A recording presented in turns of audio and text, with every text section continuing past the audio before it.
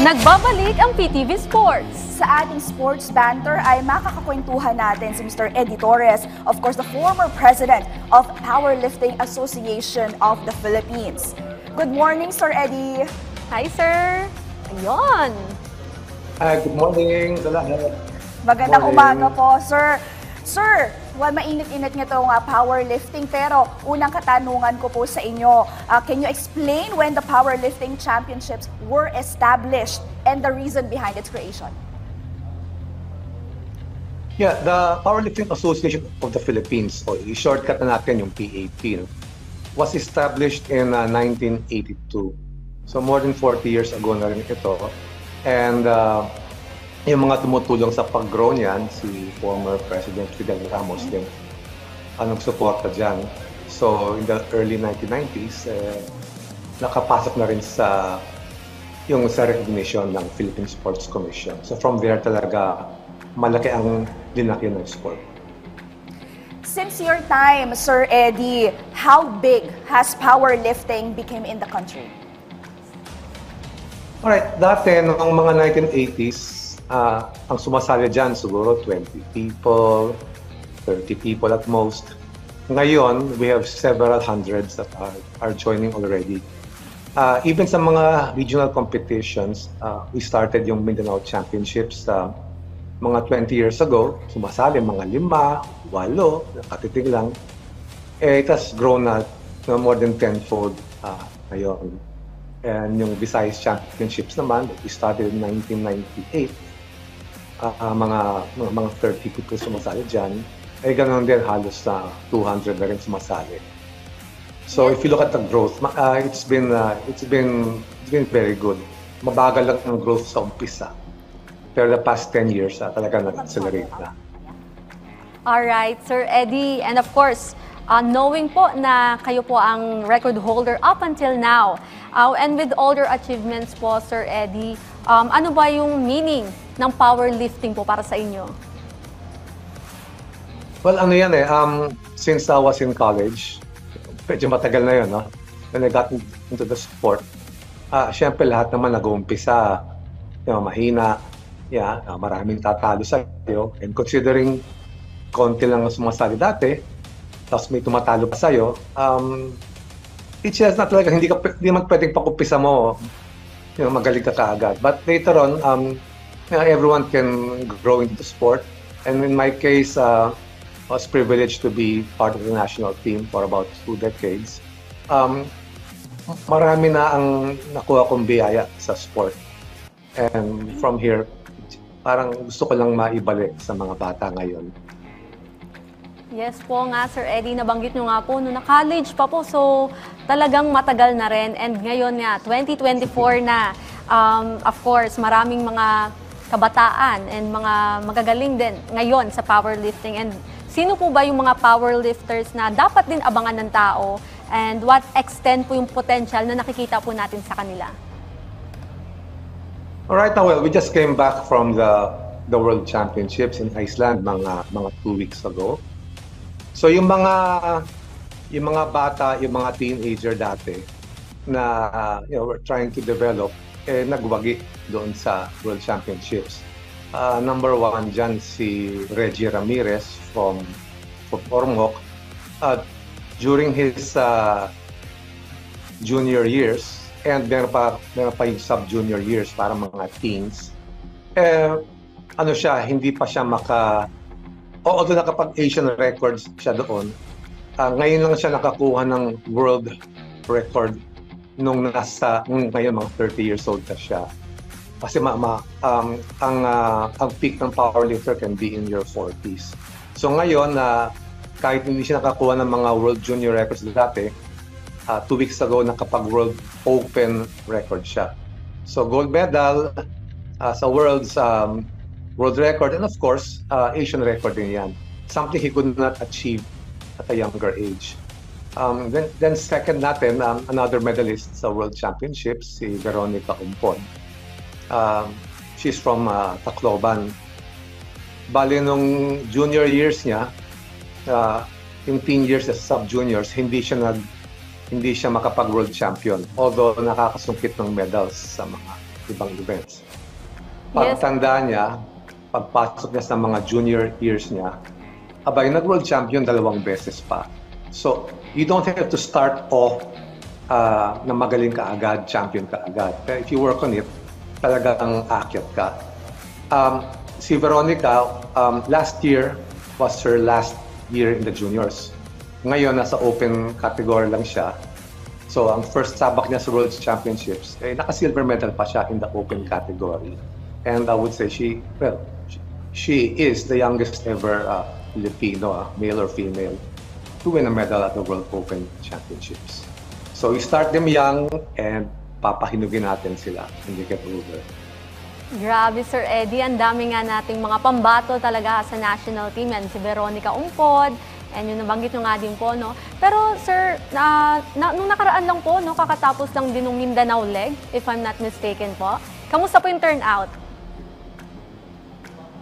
Ayun, yung Mindanao leg, ginawa sa General Santos City. It's been growing fast the past few years. Doon nga nag-umpisa, mga 8 lifters ang dati. And then last year, malaki ang jump. More than double the number of participants. And then this year, just last weekend, umakyat ng another 50%. So, syempre, mas nakakapagod for the officials, but we enjoy it kasi nakikita namin yung growth. And it's not just the quantity, no, pati yung quality ng mga powerlifters sa Mindanao. Ang laki ng tinaasa. Actually, nagulat ako sa performance nila last weekend. May mga, for the first time, mga nagbubuhat ng 300 kilos na never nagawa dati sa Mindanao. And 2 of them actually lifted 300 kilos. Opo, Sir Eddie, para po maklaro din ng publiko, ano ba yung pagkakaiba, Sir, ng powerlifting sa weightlifting naman? Right, ang weightlifting, mga overhead lifts. So nakikita niyo yun kila Hidelin, di ba? Yung first event niya, yung snatch, where you lift it from the floor directly overhead in one motion ng bar. Sa clean and jerk naman, 2 motions. Ibubuhat mo, lagay mo muna sa clavicle mo, and then saka iangat overhead. So yun ang weightlifting. Ang powerlifting naman, powerlifting movements are actually the training exercises also for weightlifting. So ang unang event dyan, yung squat. Siguro yung nakikita sa video, unahin ko yan. Yung deadlift yan, parang partial weightlifting movement. But since partial lang siya, you can lift a lot heavier, no? Usually more than double what you can lift sa snatch. Ito namang event you can see now, the bench press. Yan naman ang upper body strength, no? Yan siguro medyo nalalayo sa weightlifting, where you bring the bar down to your chest, na nakahiga sa bench. And then you press the weight up while lying on the bench. Kaya ito tinawag ng bench press. Yung squat naman, what you just saw is having the bar behind you, no? Yung sa traps more slightly below, instead of sa front like in the clean and jerk. So you just squat deep enough to the legal depth, tapos itataas mo. So movements in powerlifting can be a lot slower than weightlifting. Kasi ang weightlifting, hindi mo pwedeng gawing slow motion. Kasi may momentum kang ilalagay sa bar. Sa powerlifting, you can struggle to bring it up and be successful in that. That's why the weights lifted sa powerlifting are a lot more than weightlifting. It's not easier or harder. It's just a different way of lifting. But technique-wise, powerlifting is a lot easier. Mas simple ang movements. Sir Eddie, you were coined as the strongest man, diba, in the Philippines during your time. You were in the national team for 2 decades. Pero marami ring magtataka or magtatanong, paano ba kayo nagsimula sa powerlifting? And how are you able na makuha itong title na strongest man in the Philippines? Yung strongest man title, ano lang naman yan, yung highest powerlifting total of the 3 events. The squat, the bench press, and the deadlift combined. So yeah, at that time I had the highest total. Although marami nang malapit na makabreak doon. But now kasi there are two formats of powerlifting. Dati kasi ang powerlifting may mga knee wraps, may mga bench shirts, nakakatulong sa buhat. So depende sa tao, iba-iba yung tulong ng mga ganyan mga equipment. Now there is a new, not new, 2011 nag-start, they call it the raw powerlifting. Walang mga knee wraps and bench shirts. They lift less. So yung strongest man title becomes a bit different now. Kasi dati, pantay-pantay where you can wear certain equipment. Ngayon, there are two formats of powerlifting. So yung sa format ng may mga equipment, my record hasn't been exceeded, but hindi mo na pwedeng sabing strongest man ngayon because some of those lifting, although lower weights sa raw powerlifting, have the potential to lift naman over what I did before. So that took a long time to do before. Gumpisa tayo first in college ako, tinuturuan ako ng kuya ko, si Patrick, no? And then nung early 90s, ang nag-coach naman sa akin si Ramon Rebuque, who was also in the national team for a long time. And after a few years, I got into self-learning also and using my experience that I was able to eventually parang self-coach na and pass on the knowledge also to some younger lifters who made the team later on. Sir Eddie, malaking factor ba ang edad? Kumbaga kung isang atleta nagsimula ng maaga or isang atleta, kung sabihin na nating late bloomer, meron ba yung effect or factor on the strength of an athlete? Yeah, meron tayong examples of those who started very late and very young. Siguro sa nag-start very late na nag-achieve ang a lot, napunta sa world level, si Anita Koita, believe it or not, she started powerlifting when she was around 48 years old. For some people, they think 48 years old, kung yung mga isip ng mga bata. But she became very strong and qualified for the international open category. Hindi lang masters, but the open category. And eventually, nakakuha pa nga siya ng mga world records sa masters. So, never too late. Of course, better if you start young. So, we have some powerlifters who started even below 10 years old. Si Raymond Rebuque started when he was about 7 years old. And later on, went on to win a gold medal sa World Championships and he reaches legal competition years and nakapag-Asian record pa. So, yun ang extreme natin. May 7 years old, may 48 years old. It's never too late. Just get started and just try to be as good as you can.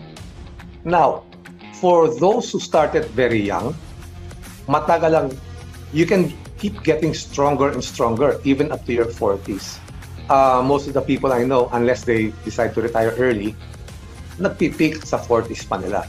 So, sino na Reggie Ramirez na 31 years old, si Veronica Ompod na 24 years old, they have 1 or 2 decades pa to keep getting better. So if they're winning medals now sa Worlds, I expect they will win a lot more for the next 10, 20 years. Pero siyempre, may darating pa rin mga bata rin na mga Pilipino na lalakas din. Madadagdagan sila. Last, Sir Eddie, if you have any upcoming events or if may mensahe kayo sa ating mga promising athletes or those who want to try or do powerlifting, this is your chance to invite and give a message. Well, one of the latest new things for our NSA, yung powerlifting will be in the NCAA Centennial Season Sports Festival. So hindi pa ito regular sport, but it's getting people very excited. Then we will also have the National Bench Press Competitions, championships in December, National Inter-School Championships sometime in January, and then we will have the National Open and Age Group Championships in February. So marami tayong mga events na pwedeng salinan. Meron din tayong categories for novice, so yung mga first-timers. pwede kayong sumali, kalaban nyo rin, mga first-timers din. Then as you develop, you can start being competitive in the other categories. Maraming salamat, Sir Eddie Torres, for your time. And ang aga natin ngayong umaga, pero pinaunlakan niyo po kami. Thank you, Sir Eddie. Okay, thank you. Thank you.